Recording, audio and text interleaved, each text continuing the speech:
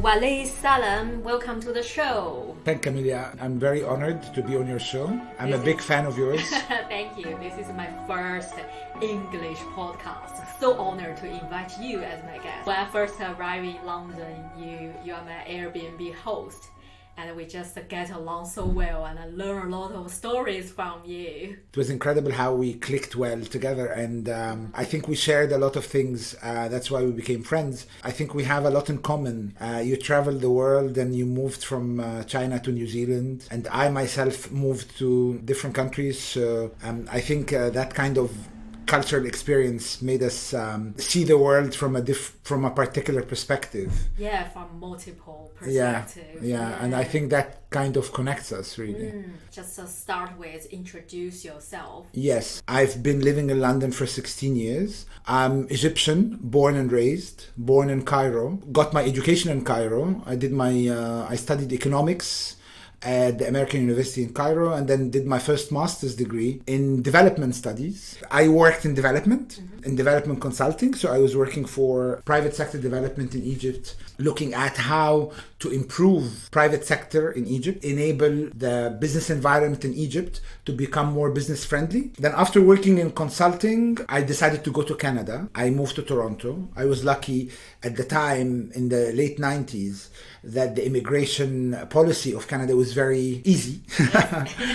I had a very interesting experience. The first time ever I set my foot in Canada, when I walked out of the airport, I had a very strange feeling that I'm not a stranger. Canada is such a multicultural society. Even when you're walking at the airport, waiting for the immigration officer to stamp your passport, and look at all the immigration officers, they are of all colors, of all ethnic backgrounds.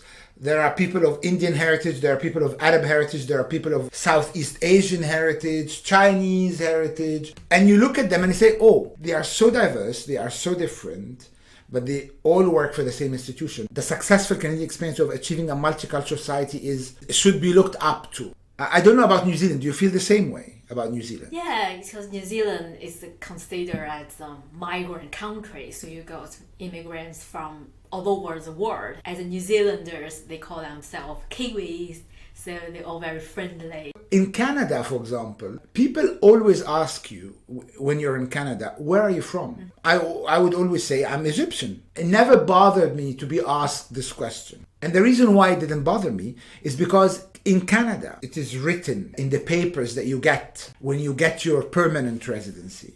It says it's a place that embraces cultural diversity, and Canada as a country does not expect you to forget your heritage, does not expect you to erase your heritage.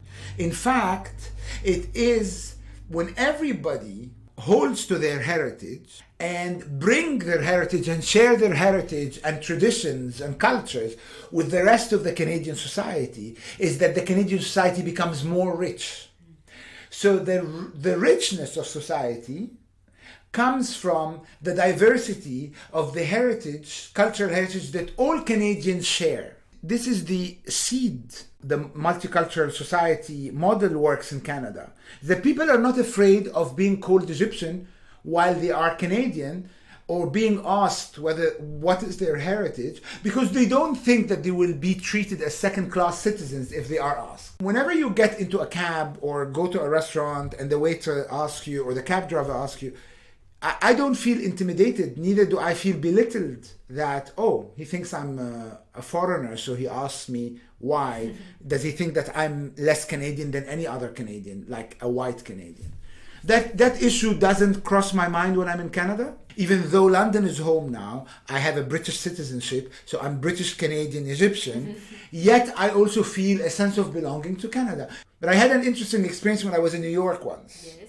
I was having dinner at a friend's house, and there were a group of 10 people, the diverse crowd, I would say educated, well-exposed, well-traveled. We were having a conversation, and one of the people sitting there at the dinner table spoke with a Spanish accent. I asked that lady very spontaneously, like we do in Canada, where are you from?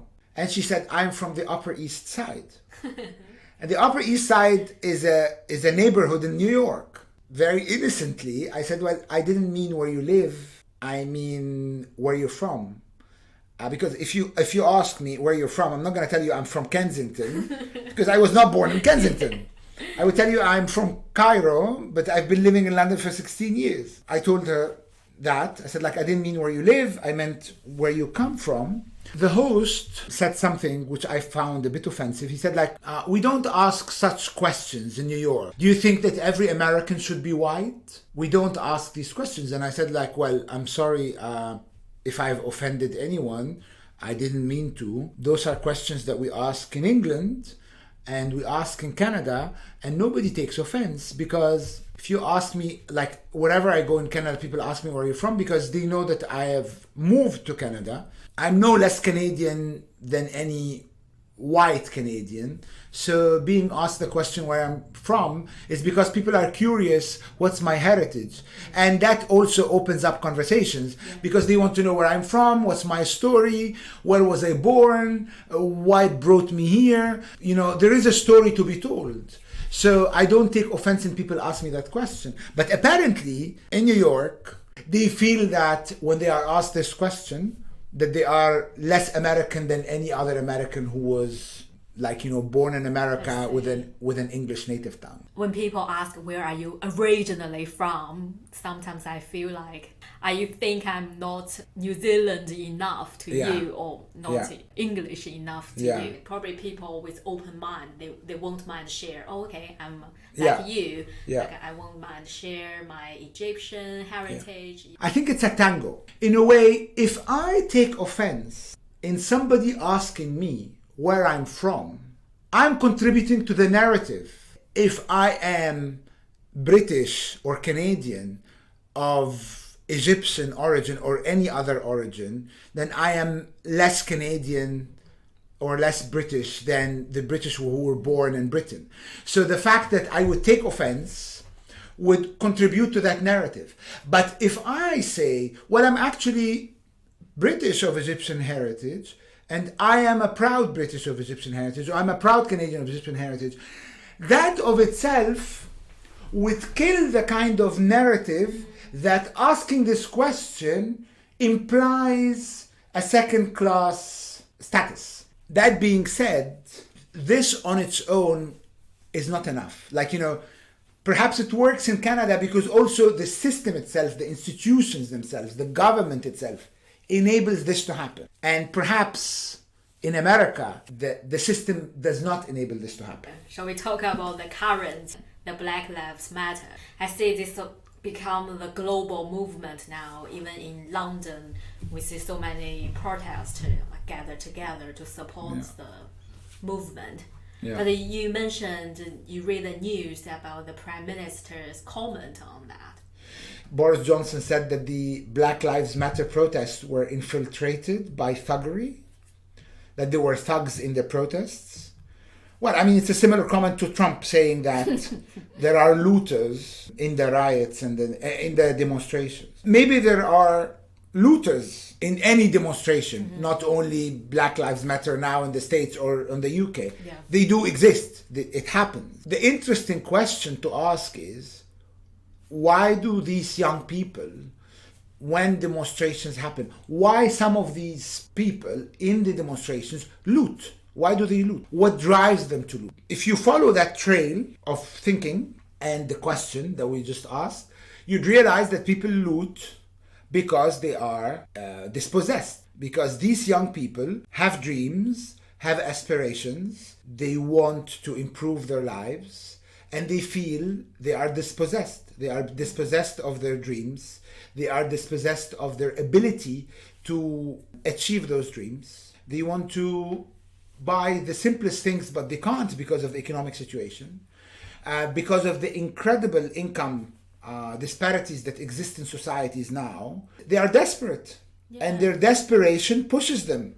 So when somebody throws a piece of stone on a glass window of a shop, and then people jump in there and they see all these things that they dream of having, but they can't because they are dispossessed, because they don't have, because they are in need, then they go and get it. Their thinking is, well, I am a citizen, I have rights, I have dignity, but the system is not respecting my rights, economic rights. My system is not respecting my civil rights. Why should I care and care about the system if the system doesn't care about me? It's a dual process. I mean, people wouldn't care about their surroundings unless they feel that their surroundings cares about them. Yeah. They wouldn't nurture their communities unless they feel that their communities are nurturing them. Mm-hmm. It's like a two-way conversation. Yes, of course. And for the time being, the narrative is these people are crushed and the system is crushing them. What happened to George Floyd does not only symbolize racial discrimination, it was also a representation of state brutality, the brutality of the system against the people. It is the system, the state, against the citizens. Yeah. And in this case, it was a black citizen. Mm-hmm. But state brutality is everywhere. You see state brutality in China, you see state brutality in Egypt, you see state brutality in different parts of the Arab world. Even in Europe, there is state brutality. People feel like we're crushed by the system. We are hungry, we're desperate, we're dispossessed, we have dreams and aspirations, but the system does not allow us to achieve those dreams, achieve those aspirations. That economic system in place, creating this incredible racial tensions and creating these terrible income disparities, should be fixed. Because people need something to release their anger towards the system. I mean, the COVID, because a lot of people lost their jobs and people stay home for a couple of months. When they say something happened, they need this as an excuse to release all their angers towards the government. Yeah, well, you can say that definitely it has to do with this. Mm-hmm. It definitely accentuates. But I mean, when you come to think about it, it's very interesting because everything is linked. Mm-hmm. So when you come to think about it, 2008, there was a global economic meltdown. We still live in the repercussions of the global meltdown in 2008. The global meltdown of 2008 was an outcome of an economic system that allowed total financial liberalization, total financialization of the economy. 1% of society amasses all the fortune while the rest is hungry and is in need. And the institutions that were behind the economic meltdown were fine. They did not suffer.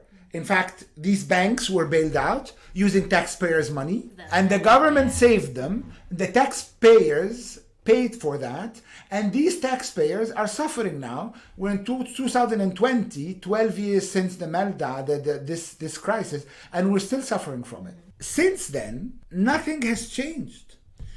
The economic system has not changed. People are still suffering from the repercussions of the global financial crisis of 2008. But then, what's interesting, in England, for example, instead of looking at what really needs to be fixed in the economy, I mean, you bailed out the banks, and the CEOs of all those banks continue to get incredible bonuses and live a very good life. But then the poor are still poor and even more miserable. But then what happened is a narrative developed out of the financial crisis. And that narrative was, we don't want to be in Europe. Europe has caused us trouble. Europe has resulted in dire economic situation in Britain. We don't want foreigners. We don't want immigrants. You blame them. They become the scapegoat. And instead of looking inside and see why the system is not functioning, how can we fix it? And how can we enable young people to find jobs? And how can we create a system that cares for everybody? Dysfunctional economic system that only benefits the privileged and forgets about the many. You have people feeling that, no, we are actually not only protesting against racial discrimination. We're protesting against the system that does not respect our economic rights and our civil rights, the system that crushes us, the system that makes us live on the fringes. I know it's a very complicated problem, but can we do anything as ordinary people? It's so hard to just fight against the system because you can't just take over the system overnight. No. It's a gradual progress. Yes. So what can we do as an individual? So you see, I come from Egypt. Egypt was under Mubarak for many years, 30 years. In the late 90s, Egypt was started implementing economic reforms. At the late 90s, beginning of 2000, we had high rates of economic growth. If we achieve economic growth, then this growth is going to trickle down by some sort of a miracle, and then people will have better lives. That actually is a myth. That does not work. You had privileged few benefiting from the growth, and a lot of people didn't. So eventually, around 2007, 2008, with the global financial crisis, the rising prices of food globally, and Egypt imports a lot of its food, people could not feed themselves. People were hungry. People were killing themselves. There were actually people fighting with knives, standing up in line to buy bread. Obviously, when you reach that level of disparity, sustaining the status quo is not possible. So people demonstrate against the system, asking for change. So people demonstrated in Egypt in 2010. Was this Arabic Spring? Yes, that happened after Tunisia. So Arab Spring started in Tunisia, and then we were inspired by the demonstrations in Tunisia. So Egyptians took to the streets and demonstrated against the Mubarak regime, against the political system. You were part of it. I was lucky to have returned to Egypt 4 or 5 days before the demonstrations start. And then my friends called me and said, like, there are demonstrations on the 26th. Are you coming down? And of course, yes. I said, of course, I will come down. So I went down on the 26th of January. These were the very first days of the demonstrations. And at the time, it was really a very small little number of people demonstrating. But then on the 28th was the biggest day of demonstration against the Mubarak regime. And then obviously that gained momentum, and then which led eventually, after 2 weeks of demonstrations, that picked up a huge momentum that led to the resignation of President Mubarak after 30 years of presidency. When people demonstrated in Egypt, they felt like the black people in America are feeling, like the people who are demonstrating in Britain now are feeling. The young people of Egypt were feeling desperate, were feeling hopeless, were feeling they are crushed by the system, and they needed change. So they took to the streets and they were protesting. Looting happened. It's the same scenario where the state, once the protests start, which is, I think, a peaceful protest. It was a peaceful protest. I mean, when I was watching the video in America, I thought, like, those are images that are coming from, like, developing country. I couldn't believe that this is happening in America. I couldn't believe that what's happening, like, America, with its institutions and its constitution, allows this to happen. To go back to your question, what should we do? There should be civil organizations, civil society, and grassroots organizations that galvanize, use this momentum, to use the youth, the voices of this youth, to ask for those changes that are needed, that are imperative. Peaceful demonstration is a right, should be protected and granted. People should continue to always peacefully protest whenever there is something that they need to speak against. But also I believe that people should change that anger into an energy and direct that energy for change. Those young Black Americans that feel dispossessed, that feel crushed, they should continue to be active.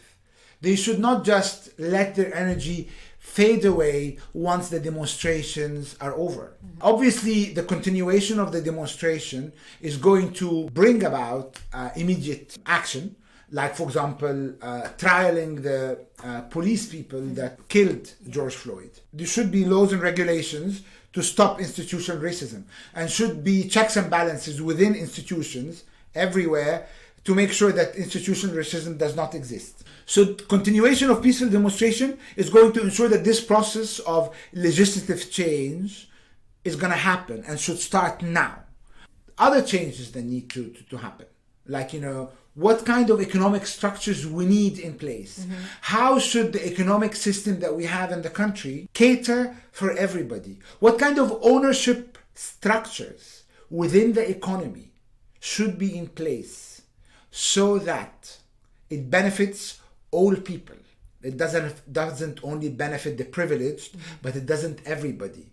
How these ownership structures would enable these dispossessed and the young to achieve their dreams and feel that they are part of the system and not marginalized by the system.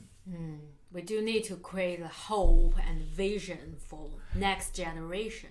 So when I was applying for MBA at London Business School, yes. In my London Business School application, there was a question: if you would choose a historical event to be part of, what would it be? I chose the student uprising in France in the 60s. I wanted to be part of the student uprising in France because it was the young people who were standing up asking for their rights so that the economic system in France would cater for them and would cater for the many rather than the few. I was basically voicing my desire for the students and the young people to stand up and ask for the rights in the part of the world where I come from. Forward 5-6 years later, a revolution happens in Egypt. I think my desire was granted because I was part of the demonstrations. Yeah. So instead of being part of the student uprising in France in the 60s, I became part of the revolution in Egypt in the 2010. Changing the economic system and finding an alternative economic system is not something that happens overnight. It's not something that happens over a week or a year. It's a process that's going to take decades, but it's a process that has to start, and it has to start now. We should have a long-term perspective. We should have a long-term vision. Where do we want to go? Where do we want to see ourselves? What is the system that we want to have in place? What kind of institutions and economic structures and ownership structures do we need to have in place that would enable us to deal with and address those grand social challenges? As a writer, I use internet to express my opinions and thoughts. If I say something I think is not right, I need to speak up, then inspire my readers to think about these questions, then think about the solutions. I think my generation, I can't represent all of my friends. We talk about the economy, politics quite often. When people talk about, take the Black Lives Matters on Chinese social media side, for example.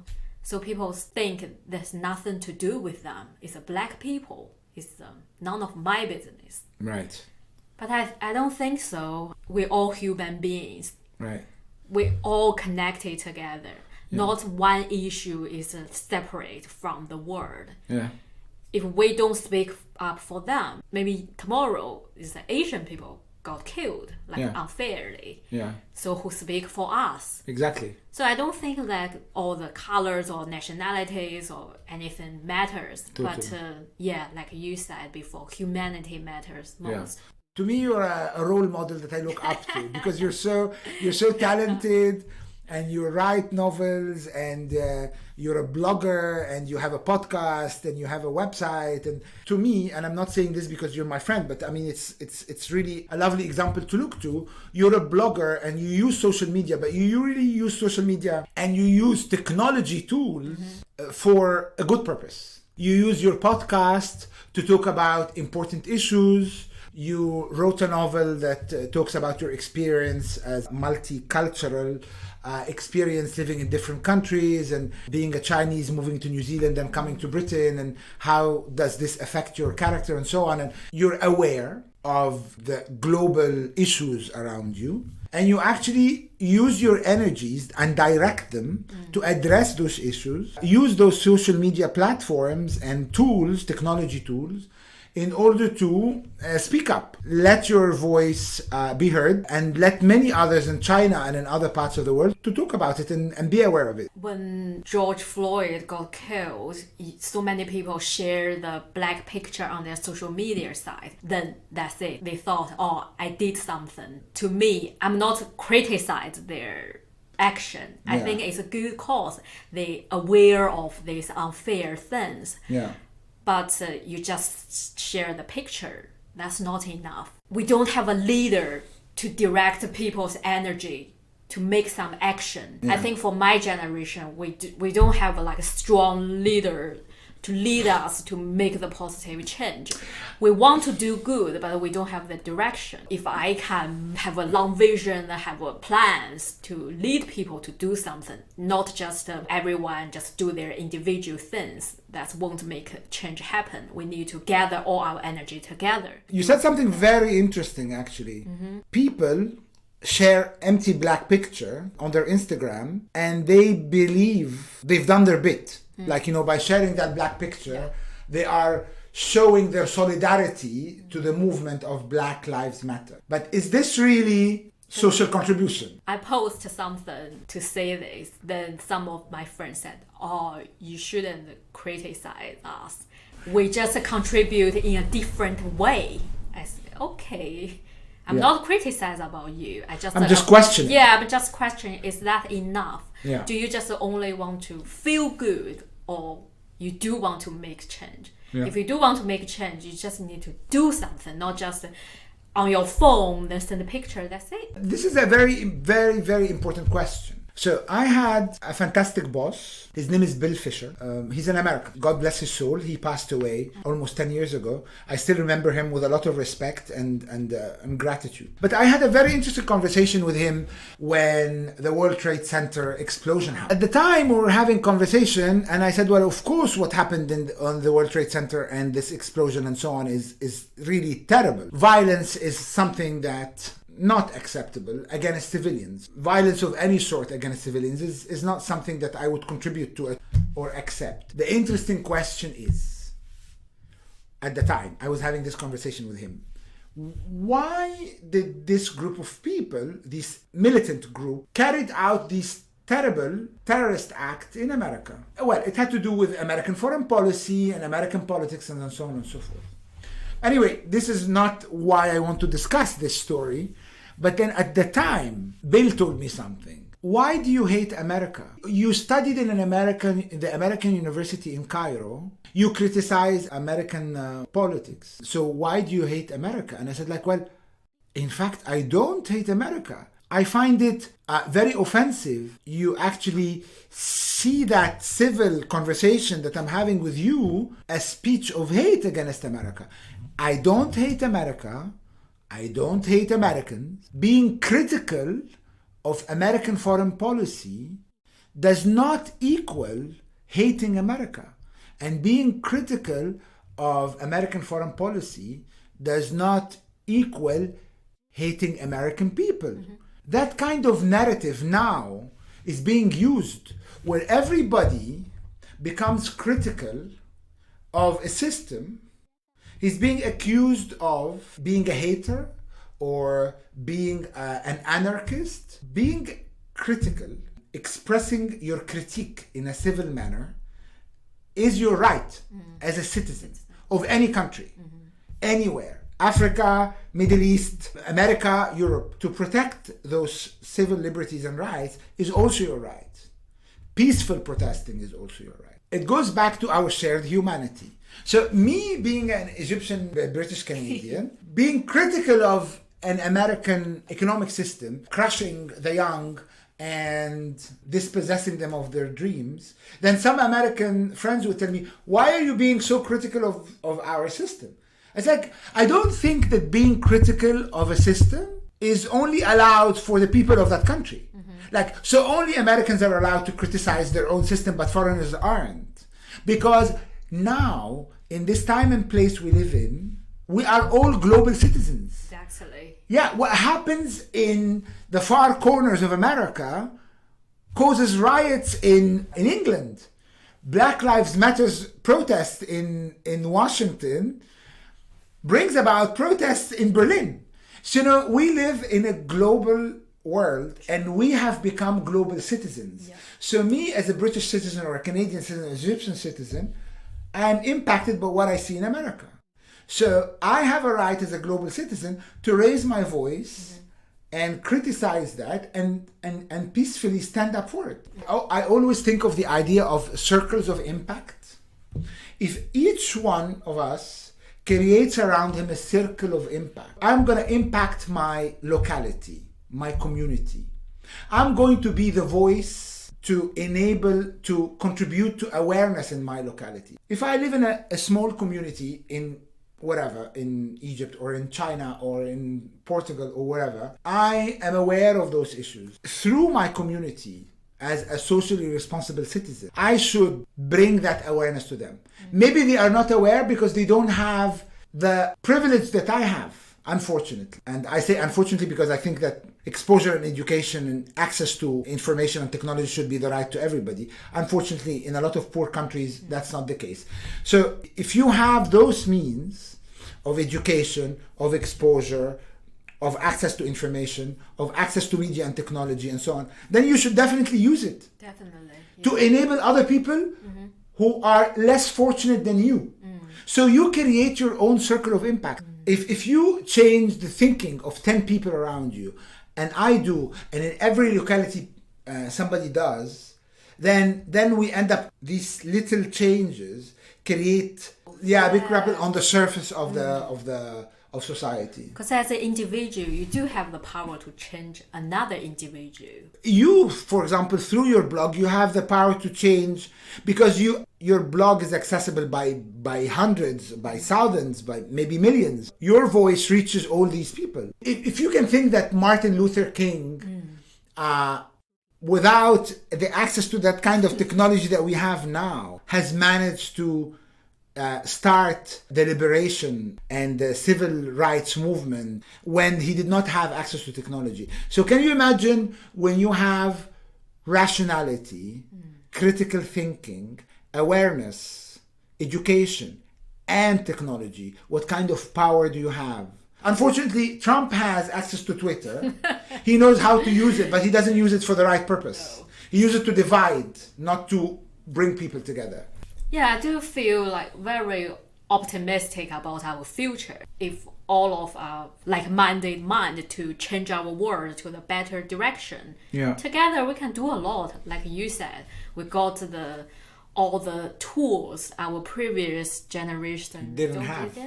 Think of all those icons that you look up to that changed history, and say these people did not have access to all the things that we have access to. Gandhi, Mandela, whether you're speaking about people who are liberating their own countries from colonialism, whether you're speaking about people who are marching for civil rights and the rights of black people in America, these people have left a mark on society and humanity at large, and they did not have access to the technology we have access to. If we put our minds together, use our rationality and education and vision for the future, then we can definitely change things. Definitely, yeah. It's a great discussion with you Thank you so much. I'm very privileged to be on your podcast. First English episode. Yeah, and I'm very honored. Yeah. And I'm very happy we had that discussion. Shall we end with an Instagram post you did? Oh. Yeah. Yes, I like that. Yeah. Thank you. I had that Instagram post when I read the news, George Floyd, and I saw the video, and I was terribly moved. So I posted something on my Instagram. Black lives matter. All lives matter. No to racial discrimination of any form. Today we are all horrified and angered by what happened to George Floyd. I am. Rest in peace, George Floyd. But there is a George Floyd who dies every day in different parts of the world, but unfortunately media doesn't capture it. Let us all always be vigilant, speak up and stand up against all forms of discrimination and all sorts and forms of brutality and violence against all humans of all color, all religions, all ethnicities and all sexual orientations. What connects us all is not our skin color, nationality, religion, or ethnicity. What connects us all is our shared humanity. Let us all stand by and for our shared humanity. That's so beautiful. Thank you. Thank you. I look forward to having more discussions with you. Yeah, we can talk about creativity and love. Art and literature. Yeah. Okay. See you next episode. Thank you. Bye. Bye.